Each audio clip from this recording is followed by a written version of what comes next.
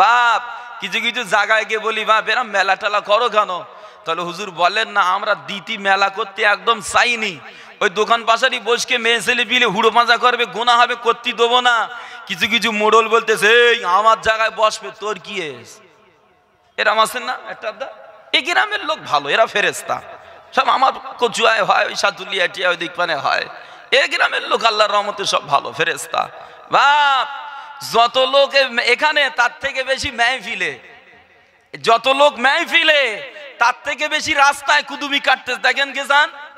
আমি অধিকাংশ জায়গায় বলি বাপ ইসালে সব হচ্ছে যখন, এই ইসালে সবকে কেন্দ্র করে মেলা করো না, মেলা করো না। যদি মেলা করার ইচ্ছা হয় তা মেলা করো, এটা বন্ধ করো। আর যদি মনে হয় না হুজুর দুটো চালাবো, আতরও মাখবো, গুও লাগাবো, যে গরুর গোস্ত খাবো, শরীরের গোস্ত খাবো, নামাজও পড়বো, সুদের ব্যবসাও করব, মাথায় রেখে দেন কলিজার আনন্দ হলো, আপনার মনের চাহিদা মিটলো, আল্লাহর আইন মোতাবেক দিন চালানো হলো না। যে আল্লাহর আইন অনুযায়ী দিন চালানো হলো না, রাসূলে পাকের মহাব্বত অনুযায়ী, রাসূলে পাকের আদর্শ অনুযায়ী দুনিয়া করা হলো না, কলিজার তৃপ্তি দেওয়া দুনিয়া করা হচ্ছে। খবর আছে আপনার, খবর আছে। এদিকের কোন মাইকে সাউন্ড বাড়িয়েছো? কমাও, এই মুখো যেটা করা যেটা কমিয়ে দাও। বাবাজিরা আল্লাহর নবী, দয়ার নবী তাই বলে, আল্লাহ কালামুল্লাহ শরীফের ভিতরেও বলেন প্রত্যেক মানুষের মৃত্যু হবে, সকলের একদিন বিচার হবে, সকলের একদিন হিসাব দিতে হবে, আল্লাহর সামনে একদিন দাঁড়াতে হবে। যে যেমন মায়ের পেট দেখেছি, ওরকম কবরের পেটও আমাকে আপনাকে দেখতে হবে। দুনিয়ার জীবনে যেমন বেটা হয়ে বাপের কাছে হিসাব দিতে হয়, ছাত্র হয়ে শিক্ষকের কাছে হিসাব দিতে হয়, বিবি হয়ে স্বামীর কাছে হিসাব দিতে হয়, কর্মচারী হয়ে মালিকের কাছে হিসাব দিতে হয়, সব মালিকের মালিক আমার আল্লাহ, ওই আল্লাহর কাছেও আমাকে আপনাকে একদিন হিসাব দিতে হবে। ভাই দুনিয়ার জমিনে আসা থেকে নিয়ে কয়েকটা জগতে আমাকে আপনাকে অবস্থান করতে হয়। যেমন দুনিয়ার জগৎ, আলামুল দুনিয়া, দুনিয়ার জগৎ যেটা আমরা বর্তমানে উপস্থিত আছি, এই দুনিয়ার জমিন এমন একটা জমিন যে যেখানে আমরা আছি, আমাদের বডি আছে, আমাদের হাত পা অঙ্গ প্রত্যঙ্গ আছে, আমাদের বডির ভিতরে আছে জান। ভাই এই বডিতে আঘাত করলে, এই বডিতে টাচ করলে আমার আপনার কষ্ট হয়, বডিতে চামড়ায় লাগে। আর আমাদের ভিতরে, শরীরের ভিতরে যে আত্মা আছে সেটা অনুভব করে যে হ্যাঁ আমার শরীরে বাড়ি পড়েছে। এটা হলো দুনিয়া। তাহলে দুনিয়ার শাস্তি, দুনিয়ার আনন্দ, হাসি তামাশা আমরা শরীর দিয়ে অনুভব করি, আত্মা অনুগামী হয়। তাহলে এটা হলো দুনিয়ার। এবার দুনিয়ার পরে আর একটা জগৎ আমরা পাবো ইনশাআল্লাহ তাআলা, সেটা হলো আলামুল বারজাক, যেটা হলো মরণের পরে হাসরের পূর্ব মুহূর্ত পর্যন্ত, কিয়ামতের পূর্ব মুহূর্ত পর্যন্ত জগৎ। ওই জগতে বান্দার শাস্তি, বান্দার শান্তি যেটা হবে সেটা বান্দার আত্মার উপরে, শরীর তার অনুগামী হবে। আর মরণের পরে, কবরের পরে যেদিন ইসরাফিল আলাইহিস সালাম সিংহায় ফুৎকার দেবেন, ওই দিনে আমাকে আপনাকে যে জগতে উঠতে হবে ওইটা হলো আলামুল আখিরাহ। ওই আখিরাতে বান্দার শাস্তি, বান্দার শান্তি দুটোর উপরেই হবে, দুটোই অনুভব করবে। যে দুনিয়ায় কেউ আঘাত করলে শরীরে লাগে, আত্মা অনুগামী হয়। কবরে ফেরেশতা মারলে শরীরে লাগবে না, ডাইরেক্ট আত্মায় লাগবে, শরীর অনুগামী হবে। ভাই দুনিয়ায় একটার মার হবে, কবরেও একটার উপরে মার হবে, কিন্তু কিয়ামত হাসরের মাঠে দুটোর উপরে একসঙ্গে আঘাত করা হবে। এখন বলেন শরীরে মারলে লাগে বেশি না আত্মায় মারলে লাগে বেশি? কথা বলে না। শরীরে মারলে লাগে বেশি না আত্মায় মারলে লাগে বেশি? আত্মায় মারলে লাগে বেশি। দেখেন না অনেক মানুষ আছে বলে ও যা আমাকে বলেছে অমুক জায়গায়, যে ও যদি আমার দুটো মেরেলি তো আমার অত কষ্ট হতো না, বলে না, ও যদি আমার দুটো মেরেলি তো আমার অত কষ্ট হতো না, আমার এত পরিমাণে কলিজায় ব্যথা লেগেছে। বাপ, মরণের পরে শাস্তিটা হবে আত্মার উপরে, ডাইরেক্ট অ্যাটাক ফারিস্তানা আত্মার উপরে করবে। এখন প্রশ্ন আমার, আত্মার উপরে যদি আঘাত হয় তাহলে দুনিয়ার যে আঘাত পাই তার থেকে কষ্টটা বেশি হবে, আঘাতটা বেশি হবে। আল্লাহর নবী, দয়ার নবী, সাহাবারা ওই জন্য ওরা কবর দেখলে কাঁদতেন। কবরের কথা আল্লাহর নবী বললে সাহাবারা কাঁদতেন। কেন? আল্লাহর নবী, দয়ার নবী বলে মরণের পরে কবর হলো প্রথম মঞ্জিল, কবর হলো পরজগতের প্রথম মঞ্জিল। এই মঞ্জিলে যে ছাড় পাবে সে তামাম জায়গাতে ছাড় পাবে। এই মঞ্জিলে যে আটকে যাবে তামাম জায়গাতে আটকে যাবে। আল্লাহ নবী তাই বলে, মা রাআইতু মানজারান কাত্তুন ইল্লা ওয়াল কবরু আফযাউ মিনহু। আল্লাহ নবী বলে আমি কবরের মতো এত কঠিন আযাব আমি নবী আর কোথাও দেখি না। আম্মা জান আয়েশা সিদ্দিকা রাদিয়াল্লাহু আনহা বলছে, আমি আমার নবীর এমন একটা নামাজ এমন পড়তে দেখিনি যে নামাজটাতে আমার নবী কবরের আযাব থেকে দোয়া করেনি। আমার নবী বেগুনা মাসুম হওয়ার পরেও কবরের আযাব থেকে নাজাত লওয়ার জন্য, কবরের আযাব থেকে ক্ষমা চেয়ে আল্লাহর কাছে নবী দোয়া করতেন। বাপ, তাহলে আত্মার আঘাত বেশি, শরীরের আঘাত আমরা এখন বুঝতে পারছি।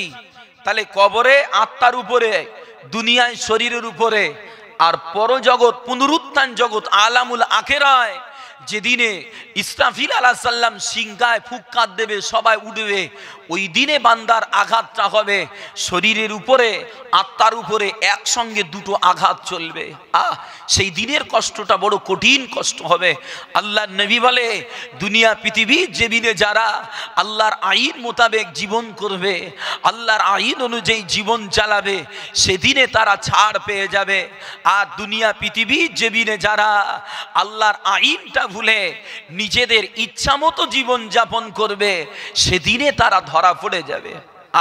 আল্লাহ পাক তাই কালামুল্লাহ শরীফের ভিতরে বলে, আল্লাহর কালাম, আল্লাহর কালাম পারা নম্বর 26 সূরা মুহাম্মাদের 19 নম্বর আয়াতে আল্লাহ পাক বলেন, আস্তাগফির লিযামবিকা ওয়ালিল মুমিনিনা ওয়াল মুমিনাত। আল্লাহ বলে, ও আমার হাবিবে পিয়ারা, আপনি আপনার জন্য আর গুনাহগার উম্মতিদের মাগফিরাতের জন্য আপনি দোয়া করেন। আমি আল্লাহ বলি আপনার দোয়াটা কবুল করা হবে। বলেন না সুবহানাল্লাহ। আসে ওই পরজগৎ সম্পর্কে একটু আলোচনা করি। আল্লাহর নবী, দয়ার নবী, সাহাবা হযরতে সাহাল ইবনে সাদ রাদিয়াল্লাহু আনহু বলেন, ওই কিয়ামত হাসরের মাঠ সম্পর্কে নবী পাক বলছে, ও আমার সাহাবারা, ওই হাসরের দিনটা হবে কঠিন, উত্তপ্ত, পোড়া জমিন, সাদা উত্তপ্ত পোড়া জমিন, যে জমিনে কোনো গাছপালা থাকবে না, যে জমিনে কোনো নদী নালা থাকবে না, যে জমিনে কোনো উঁচু নিচু থাকবে না, যে জমিনটা হবে পরিষ্কার সমতল, ওই হাসরের মাঠে ওই জমিনে আল্লাহ পাক তামাম বান্দা বান্দীদের ঘরে তুলবেন। যে ওই দিনে কেউ কারো দিকে তাকাবে না, ওই দিকে যে কেউ কারো সাহায্য করার মতো অবকাশটুকু পাবে না। আল্লাহ পাক তাই কালাম পাকে বলে, আল্লাহর কালাম পারা নম্বর 30 সূরা আবাসার আল্লাহ পাক 34, 35, 36 নম্বর আয়াতের ভিতরে বলে, ইয়াউমা ইয়াফিরুল মারউ মিন আখিহি ওয়া উম্মিহি ওয়া আবিহি ওয়া সাহিবাতিহি ওয়া বানি। সেদিনে ভাই তার ভাইকে দেখে পালাবে, সেদিনে বান্দা তার পিতামাতাকে দেখে পালাবে, সেদিনে বান্দা কলিজার টুকরা সন্তানাদি বিবিকে দেখে পালাবে। প্রত্যেকের এমন এক গুরুতর অবস্থা হবে যে যার জন্য নফসি নফসি করবে। প্রত্যেকের এমন এক কঠিন পরিস্থিতি হবে, এমন এক কঠিন অবস্থা হবে যে যার জন্য নফসি নফসি করবে। আরে ওই কঠিন দিনে আমার আপনার উপায়টা কি হবে? ও আমার ভিজনেরা, ও যুবকেরা, ও আল্লাহর নবীর দিওয়ানারা, আল্লাহর নবী দয়ার নবী প্যারা নবী আমার বলেন, ও আমার সাহাবারা, ও আমার সাহাবারা, ওই হাসরের দিনটা হবে, ওই হাসরের দিনটা হবে 50,000 বছরের দিন বাবা। এটা দরুদ শরীফ পড়েন আল্লাহুম্মা।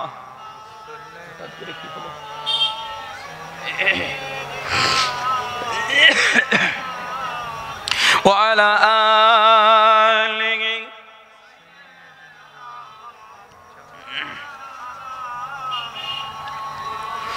আসমানের মালিক যেই আল্লাহ, জমিনের মালিক সেই আল্লাহ। আসমানের মালিক যেই আল্লাহ, জমিনের মালিক সেই আল্লাহ। হায়াতের মালিক যেই আল্লাহ, মৌতের মালিক সেই আল্লাহ। বলো লা ইলাহা ইল্লাল্লাহ, লা ইলাহা।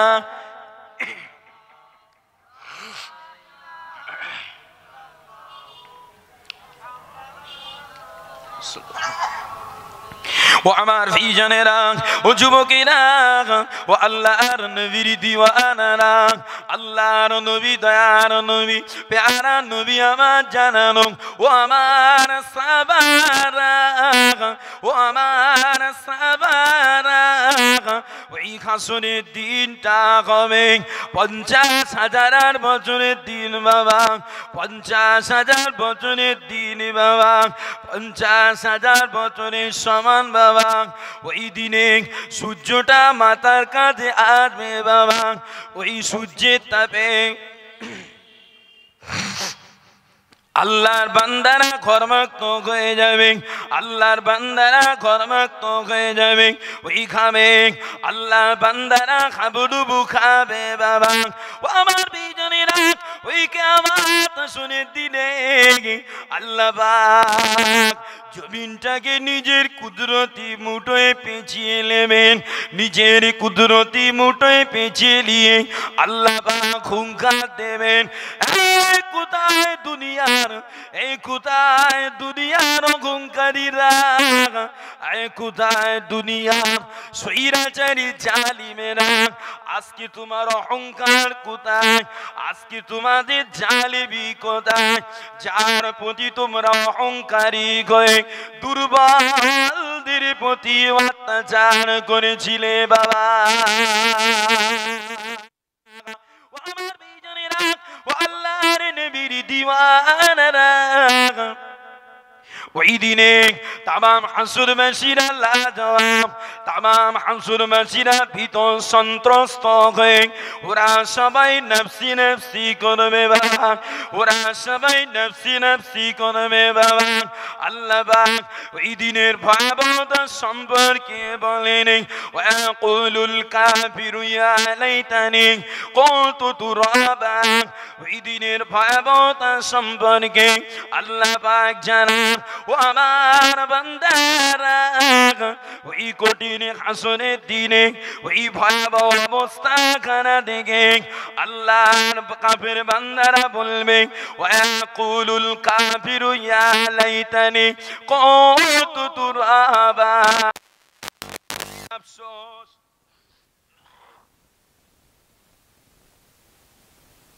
হায় আফসোস, আমরা যদি মাটি হয়ে যেতাম কতই না ভালো হতো। আমরা যদি মাটি হয়ে যেতাম কতই না ভালো হতো। এরাম করে তারা আফসোস করবে বাবা। ও আমার বিজনেরা, ও আল্লাহর নবীর দিওয়ানারা, ওই হাসরের ময়দানে কঠিন আযাবে হাসরবাসীরা পেরেশান হয়ে যাবে, হাসরবাসীরা অস্থির হয়ে যাবে।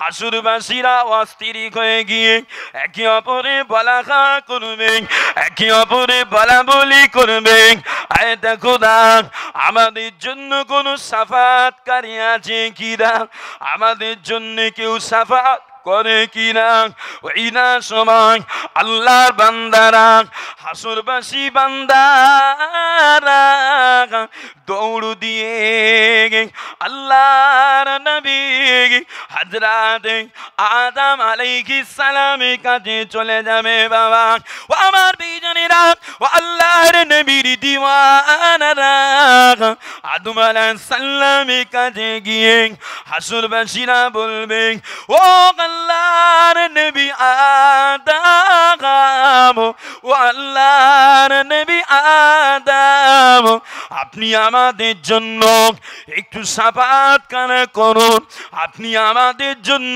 সুপারিশ করুন আল্লাহর নবী হযরত আদম আলাইহিস সালাম বলবেন ও হাসরবাসীরা আমি আদম আমি শাফাআত করতে পারবো না বাবা বরং তোমরা যাও আল্লাহর নবী জাতির পিতা ইব্রাহিম আলাইহিস সালামের কাছে চলে যাও ওই সময় তামাম বান্দিরা ওই সময় তামাম বান্দারা ওই হাসরের মাটি দৌড় দিয়ে ওই হাসরের মাটি দৌড় দিয়ে আল্লাহর নবী হযরত ইব্রাহিম আলাইহিস সালামের কাছে যাবে বাবা ইব্রাহিম আলাইহিস সালামের কাছে গিয়ে বলবেন ও আল্লাহর নবী ও আল্লাহর খলিল আপনি আমাদের জন্য শাফাআত করুন ইব্রাহিম আলাইহিস সালাম বলবে আমি পারবো না বরং তোমরা যাও আল্লাহর নবী হযরত ঈসা আলাইহিস সালামের কাছে যাও ঈসা আলাইহিস সালামের কাছে যাবেন ঈসা আলাইহিস সালাম বলবে আমি পারবো না বরং তোমরা আল্লাহর নবী হযরত মুসা আলাইহিস সালামের কাছে যাও ও আমার বিজনেরা ওই দিনে तमाम হাসরবাসীরা আল্লাহর নবী হযরত মুসা আলাইহিস সালামের কাছে যাবেন মুসা আলাইহিস সালাম বলবেন আমি পারবোই না বরং তোমরা আখিরি নবী আখিরি নেতা আখিরি রাসূল দয়ার নবী মুহাম্মদ সাল্লাল্লাহু আলাইহি ওয়াসাল্লামের কাছে চলে যাও বাবা ও আমার বিজনেরা ও আল্লাহর নবীর দিওয়ানারা ওই দিনে तमाम হাসরবাসীরা দৌড় দিয়ে আমার আপনার নবী দয়ার নবী প্যারা নবীর কাছে যাবেন বাবা আল্লাহর নবীর কাছে গিয়ে বলবেন ও আল্লাহর নবী ও আল্লাহর হাবিব আপনি একটু আমাদের জন্য শাফাআত করুন আল্লাহর নবী ওই সময় হাসরবাসীদের শাফাআতের জন্য আল্লাহর আরশের নিচে সিজদায় পড়ে গিয়ে আল্লাহর প্রশংসা করে আল্লাহর নবী যার গিয়ে কান্না করবে বাবা এত কান্না কাঁদবে আল্লাহর নবীর কান্না আল্লাহ পাক আওয়াজ দেবেন ও আমার হাবিবি ও আমার পেয়ারা আপনি আর কাঁদবেন না আপনি আর কান্না করবেন না যার আপনি মাথাটা তুলুন আজকে দিনে আপনার দোয়া কবুল করা হবে ও আমার বিজনেরা ও আল্লাহর নবীর দিওয়ানারা ওই সময় আল্লাহর নবী সিজদা থেকে মাথাখানা তুলে আল্লাহর নবী আওয়াজ দেবেন রব্বি ও আমার রব আমার উম্মাত ওই সময় আল্লাহ পাক বলবেন ও আমার হাবিব আপনি জাগান দুনিয়া পৃথিবীর জমিনে এমনি করে আপনার উম্মাদের যাদের ঘরে কোনো বিচার হবে না, যাদের ঘরে কোনো হিসাব লওয়া হবে না, আপনি তাদের ঘরে লিখ আমার জান্নাতের ডান দিক দিয়ে প্রবেশ করিয়ে দেন। একটু মহাব্বতে বলেন না সুবহানাল্লাহ। বাবাজিরা, যে আল্লাহর নবী দয়ার নবী আবার আপনার জন্য শাফাত করবে, যে আল্লাহর নবী দয়ার নবী আবার আপনার কথা মনে করে আজ মদিনা মুনওয়ারায় সবুজ গম্বুজের নিচে আল্লাহর নবী কাঁদে বাবা। ওই নবীর আদর্শ, ওই নবীর আখলাক, ওই নবীর ভালোবাসা যদি না কলিজায় থাকে, ওই নবীর রং যদি কলিজায় না থাকে, সেই দিনে নাজাত পাওয়া বড় কঠিন হবে বাবা। যে ওই নবীর আদর্শ, ওই নবীর কালার যদি আমার আপনার বডিতে না থাকে, সেদিনে আমার আপনার জন্য নাজাত পাওয়াটা বড় কষ্টের হয়ে যাবে। নবীর ভালোবাসা কলিজায় রাখতে হবে। চলেন একটু দরুদ শরীফ পড়ি। আল্লাহুম্মা সাল্লি আলা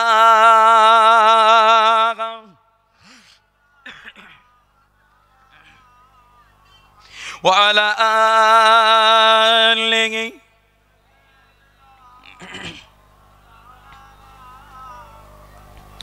আল্লাহ পাকের নামের পরে নূর নবীজির নাম, ওই রাসূল প্রেমে মুগ্ধ হলো জমিন ও আসমান। আল্লাহ পাকের নামের পরে নূর নবীজির নাম, ওই রাসূল প্রেমে মুগ্ধ হলো জমিন ও আসমান। কলিমা কালাম আমরা পেলাম কার সিলাই বলো, ওই কুরআনের মধুর বাণী কোথা হতে এলো। কলিমা কালাম আমরা পেলাম কার সিলাই বলো, ওই কুরআন কোথা এলো। আল্লাহ পাকের প্রিয় হাবিব রাসূল এলো বলে শুকনো দিলে শান্তি নামে নূরের আলো জ্বলে। আল্লাহ পাকের নামের পরে নূর নবীজির নাম, ওই রাসূল প্রেমে মুগ্ধ হলো জমিন ও আসমান। আল্লাহ পাকের নামের পরে নূর নবীজির নাম, ওই রাসূল প্রেমে মুগ্ধ হলো জমিন ও আসমান। আল্লাহুম্মা সাল্লি আলা, একটা আওয়াজ করে পড়েন, ওয়া আলা আলিহি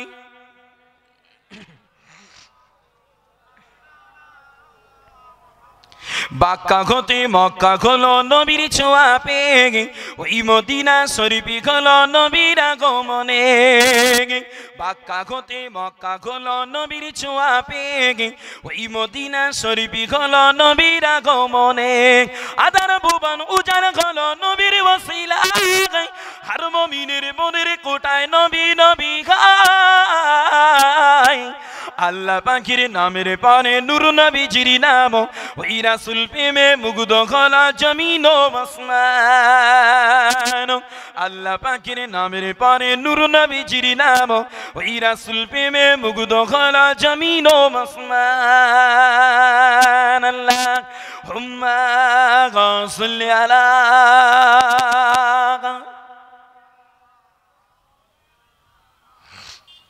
ওয়া আলা আলিহি।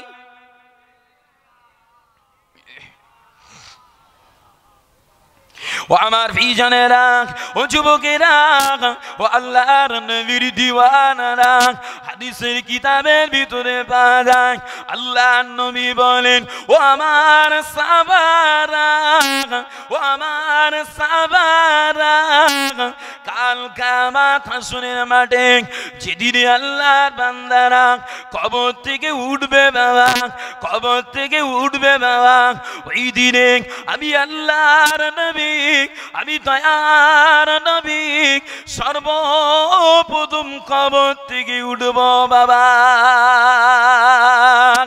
আমার বিজনেরা, আল্লাহর নবী দয়ার নবী আমার আল্লাহ নবী বলেন ওই দিনে হাসরের মাঠে আল্লাহর বান্দিরা যখন কবর থেকে উঠেন আল্লাহ পাকের দিকে আগিয়ে যাবেন, হাসরের মাঠের দিকে আগিয়ে যাবেন।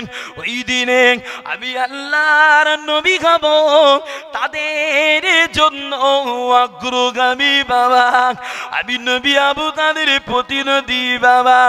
আল্লাহ নবী আরো বলেন ওই হাসরের মাঠে যখন হাসরবাসীরা আটক হয়ে যাবে, হাসরবাসীরা আটকে পড়বে, ওই সময় আমি আল্লাহর নবী, আমি দয়ার নবী ওই হাসরবাসীদের জন্য শাফাত করব বাবা। আমার বেজনেরা আল্লাহর নবীর দিওয়ানারা, আল্লাহর নবী তাই বলেন ইজা কানা ইয়াউমুল কিয়ামাতি কুনতু ইমামাত নবীর ওয়া খাতিবাহুম ওয়া সাহিবা শাফাআতিহিম। আল্লাহর নবী বলেন কাল কিয়ামত হাসরের মাঠে আমি নবী হব তামাম নবীদের ইমাম, আমি নবী হব তাদের জন্য শাফাআতকারী বাবা। আমার বেজনেরা ও আল্লাহর নবীর দিওয়ানারা ওই হাসরের মাঠে যখন হাসরবাসীরা আটকে যাবে আল্লাহর নবী শাফাআত করবেন। ওই শাফাআতটা কেবলমাত্র আল্লাহর নবীর জন্য খাস বাবা। অন্য কোন নবীরা, অন্য কোন নবীরা, অন্য কোন ওলিরা এই শাফাআত করতে পারবে না বাবা। ও আমার প্রিয়জনেরা, এবারে হয়তো আপনাদের মনে মনে হতে পারে তাহলে নবীরা কি শাফাআত করবে না, তাহলে অন্য নবীরা কি শাফাআত করবে না, ওলিরা কি শাফাআত করবে না? এই বিষয়ে জানার জন্য চলেন একটা ধাপ আগিয়ে যাই বাবা। আগে জানা যাক শাফাআতটা কি, শাফাআতটা কেন? শাফাআত মানে হলো সুপারিশ করা, শাফাআত মানে হলো সাহায্য করা। এক কথায় গুনাহগার বান্দা বান্দীদের আল্লাহর আযাব থেকে নাজাতের জন্য শাফাআত। আমার বেজনেরা এই শাফাআতের কয়েকটি ধাপ আছে। সর্বপ্রথম শাফাআতটা হবে ওই কিয়ামত হাসরের মাঠে হিসাব শুরু করার জন্য শাফাআত, হিসাব শুরু করার জন্য শাফাআত। ওই শাফাআতটা খাস আমার নবীর জন্য বাবা। অন্য কোন নবীরা, অন্য কোন ওলিয়া উলিয়ারা এই শাফাআত করতে পারবে না বাবা। দ্বিতীয় প্রকার শাফাআত ওই হাসরের মাঠে একদল বান্দা বান্দিকে বিনা হিসাবে আল্লাহর জান্নাতে দেওয়ার জন্য শাফাআত বাবা। ওই শাফাআতটা আল্লাহর নবীর জন্য খাস বাবা। তৃতীয় প্রকার শাফাআত ওই হাসরের মাঠে একদল বান্দা বান্দি জাহান্নামী হবে, একদল বান্দা বান্দি জাহান্নামী জাহান্নামী বলে ঘোষণা হয়ে যাবে। এই তো ওই জাহান্নামীদের জন্য শাফাআত। ওই শাফাআতটা নবী আলাইহিমুস সালাম ছাড়াও, নবী আলাইহিমুস সালাম ছাড়া ওলি আউলিয়ারা করতে পারবে বাবা। আমার বেজনেরা চতুর্থ প্রকারের শাফাআত ওই হাসরের ময়দানের কিছু বান্দা এমন হবে যারা আল্লাহ জাহান্নামে চলে যাবে, যারা আল্লাহ জাহান্নামে চলে যাবে ওদেরকে জাহান্নাম থেকে বার করার জন্য শাফাআত। ওই শাফাআতটা নবী আলাইহিমুস সালাম ছাড়া আরো অনেকেই করতে পারবে বাবা। যে তাহলে সেদিন হাসরের মাঠে শাফাআত খাস আমার নবী প্রথম করবেন হিসাব শুরু সাফাত, ওটা অন্য কোন নবীরাও করতে পারবে না, কেবলমাত্র আমার নবী একা সর্বপ্রথম হিসাব শুরু করার জন্য সাফাত করবেন। দ্বিতীয় সাফাত, আমার নবী পাক সাল্লাল্লাহু আলাইহি ওয়াসাল্লাম এমন কিছু বান্দা বান্দি হাসরের মাঠে থাকবে যাদের ঘরে বিনা হিসাবে জান্নাতে দেওয়ার জন্য সাফাত, ওই সাফাতটাও খাস আমার আপনার নবীর জন্য, অন্য কোন নবীরা ওই সাফাত করতে পারবে না। বললেন না সুবহানাল্লাহ? একটু মহব্বতে খুলুন না সুবহানাল্লাহ। এরপরে তৃতীয় নম্বর সাফাত, কিছু বান্দা বান্দির জন্য জাহান্নাম অজীব হয়ে যাবে, ইলান হয়ে যাবে, এলান হয়ে যাবে এরা জাহান্নামী, ও তাদের জন্য সাফাত, ওই সাফাতটা নবী আলাইহিমুস সালাম ছাড়াও আরো অনেকেই করতে পারবে। সুবহানাল্লাহ। আবার কিছু বান্দা এমন আছে যারা ওই হাসরের মাঠে বিকায়দায় পড়ে যাবে, তারা জাহান্নামে চলে যাবে, আল্লাহ জাহান্নামে ফেলে দেবেন, ওদের জাহান্নাম থেকে বার করে আনার জন্য সাফাত, এই সাফাতটাও নবী আলাইহিমুস সালাম ছাড়াও আরো অনেকেই করবে। বলেন না সুবহানাল্লাহ। বাবাজিরা, এবার হয়তো আপনাদের মনে হতে পারে যে আল্লাহ রহমান, আল্লাহ দয়াবান, আল্লাহ চাইলেই তো মাফ করে দিতে পারেন, আল্লাহ চাইলেই তো ক্ষমা করে দিতে পারেন, তাহলে সাফাতের দরকার কি? যে সবই তো আল্লাহ করবেন, না করবেন না? সবই তো আল্লাহ করবেন, তাহলে সাফাতের দরকার কি? যে সাফাতের সিস্টেমটা আল্লাহ এই জন্য রেখেছে, নেককার বান্দাদের সম্মান আল্লাহ সেদিনে আরো বুলান্দ করার জন্য, বাড়ানোর জন্য, দেখানোর জন্য, যে গুনাহগারদের কাছে নেককারদের প্রাধান্য দেখানোর জন্য আল্লাহ সেদিনে সাফাতের ব্যবস্থাটা রেখে দিয়েছে। বলি সুবহানাল্লাহ।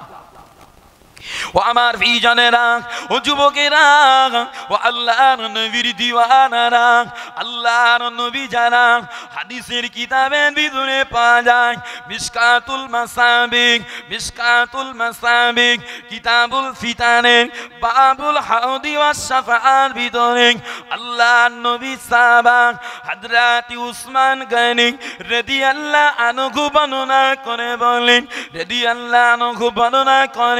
আল্লাহ নবী বলেন, ইয়াসফাউ ইয়াউমাল কিয়ামাতি সালাসা, ইয়াসফাউ ইয়াউমাল কিয়ামাতি সালাসা, আল আমবিয়াউ সুম্মা আল উলামাউ সুম্মা আশ-শুহাদাউ। ও আমার ভাইজানেরা, ও আল্লাহর নবীর দিওয়ানারা, আল্লাহর নবী দয়ার নবী জানান, কাল কিয়ামত হাসরের মাঠে তিন শ্রেণীর ব্যক্তি সাফাত করবে, তিন শ্রেণীর লোক সাফাত করবে। একটা হলো নবীগণ, শহীদগণ, আলেমগণ। নবীগণ, শহীদগণ, আলেমগণ, এই তিন শ্রেণীর মানুষ সেদিনে হাসরের মাঠে সুপারিশ করবে। বাবা আমার ভাইজানেরা, আল্লাহর নবীর সাহাবা হযরত আবু সাঈদ রাদিয়াল্লাহু আনহু হুজুর আমার বর্ণনা করে বলেন, আল্লাহর নবী আরো জানায়, কাল কিয়ামত হাসরের মাঠে আমার উম্মতের কিছু সংখ্যক উম্মত এমন হবে যারা নাকি একাই বিশাল একটা দলের জন্য সাফাত করবে। বাবা আমার ভাইজানেরা, আল্লাহর নবী আরো জানান, ওই কিয়ামতের মাঠে আমার উম্মতের ভিতরে কিছু উম্মত এমন হবে যে একা একটা গোত্রের জন্য সাফাত করবে। আমার উম্মতের আবার এমন কেউ হবে যে একা নিজের আত্মীয় স্বজনদের জন্য সাফাত করবে। আমার উম্মতের এমনও কেউ হবে যে একা একটা ব্যক্তির জন্য সাফাত করবে। আল্লাহ নবী বলেন, অবশেষে আমার তামাম উম্মত, আমার তামাম উম্মত আল্লাহ পাকের দয়ার জান্নাতি চলে যাবে। বাবা ও আমার ভাইজানেরা, আল্লাহর নবী বলে আমার উম্মতের আলেমরা শাফাত করবে। আল্লাহর নবী বলে আমার উম্মতের শহীদানেরা শাফাত করবে। আজকে সমাজের কিছু আলেম উলামা আল্লাহর কোরআন পারা নম্বর 30 সূরা মুতাফফিফিনের 19 নম্বর আয়াত, এই আয়াত শরীফটা পড়ে বলে ইয়াউমা লা তামলিকু নাফসুল লিনাফসিন শাইআন ওয়াল আমরু ইয়াউমা ইযিল লিল্লাহ। সেদিনে কেউ কারোর জন্য কিছু করার অধিকারী হবে না, সেদিনে কেউ কারো কিছু করার উপকার করতে পারবে না, সেদিনে সমস্ত কর্তৃত্ব হবে আল্লাহর। এই আয়াত শরীফটাই পড়ে আমার সমাজের কিছু আলেম বলে সেদিনে তামাম মানুষ নাফসি নাফসি করবে, সেদিনে তামাম মানুষ একে অপরকে দেখে দৌড়াবে।